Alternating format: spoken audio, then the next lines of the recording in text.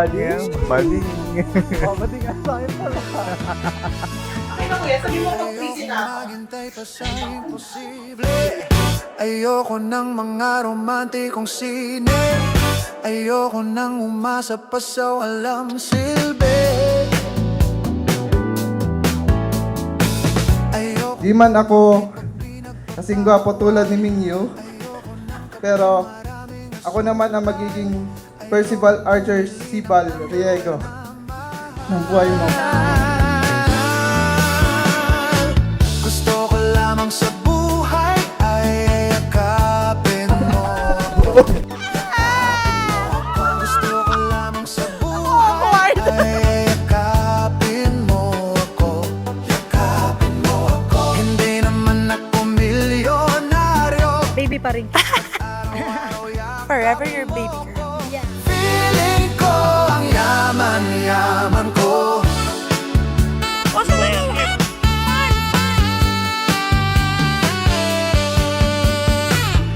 Okay lang kung di maging Tigilan niyo po muna. okay lang kung ang bumbilya ay walang sindi. Dahil pag nagsama kayo niya, huwag mong bubugin. Yung ginagawa mo kasi ni mami mo, huwag mong hangat mo. Ambush mo ako ang iyong palaman. Gusto ko lamang sa buhay ay Brothers and sisters, ladies and gentlemen, may I now present to you the newlywed Mr. Angel, Pauline, and Alindan Paseteng. Congratulations.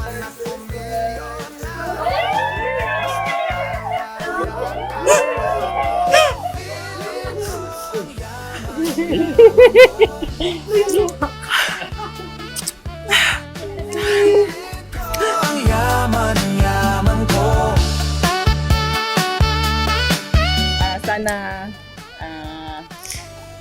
talaga tayong dalawa at wish namin ng alam niyo na ako. Sarili, lahat ng iyon di na bale. Ikaw lang ang importante. Yakapin mo ako. Mahalin mo tuloy na katulad ng pagmamahal sa mami niya. Opo. Huwag mo siyang babayaan. Okay? Tama ko ang iyong pag-ibig. Allen, pwede mo lang ibigay ang iyong matamis na halik sa iyong asawa.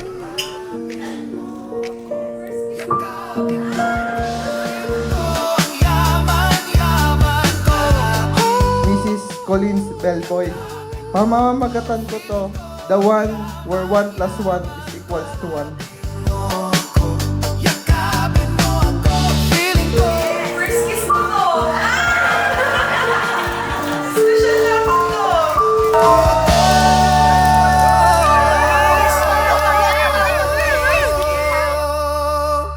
Pinipili kitang mahalin araw-araw. Hindi lang kapag madali, hindi lang kapag masaya, kundi lalo na kapag mahirap, kapag magulo, kapag hindi na sigurado ang bukas. Pinipili kita, kahit minsan, ang may takot, kahit may tanong na wala pang sagot. Dahil sa kabila ng lahat, ikaw pa rin.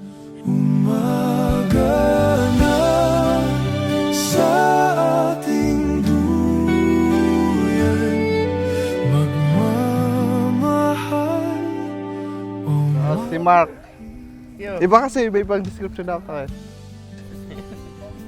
Kung police. Wala.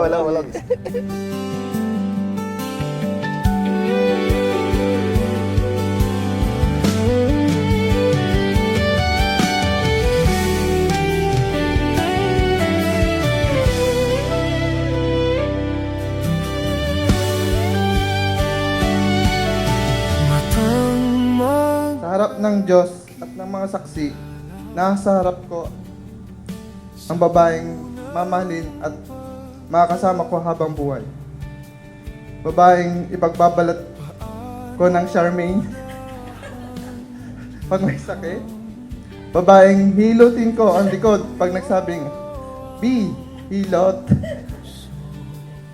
At babaeng pakakasalan ko ulit sa bawat isang kapat ng isang siglo. Tagal ko nang nag-iisa, andyan ka lang pala.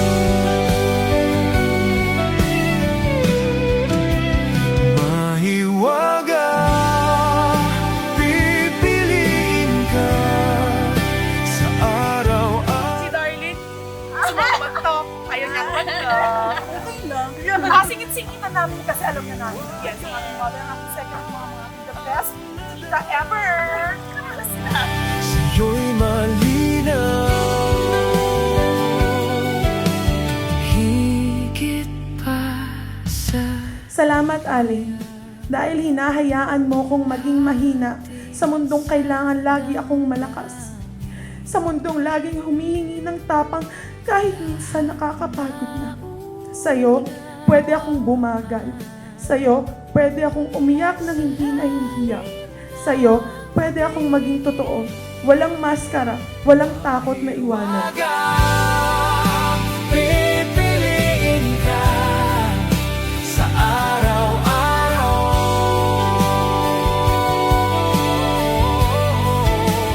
Mahiwaga ang nadarama, sa'yo'y malinaw. Sa minsang pagbali ng hangin,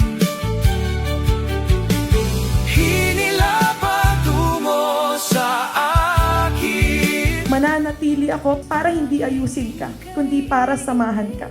Binibigay ko sa'yo ang isang tahanan na hindi na kailangang magpanggap. Isang espasyong puno ng respeto kung saan hindi sinusukat ang halaga mo, batay sa lakas mo, kundi sa totoo mong pagkatao.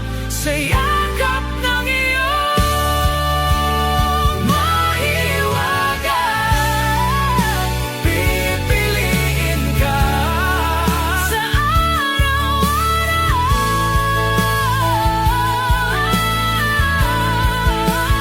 Mahiwaga ang nadarama, sa iyong malinaw.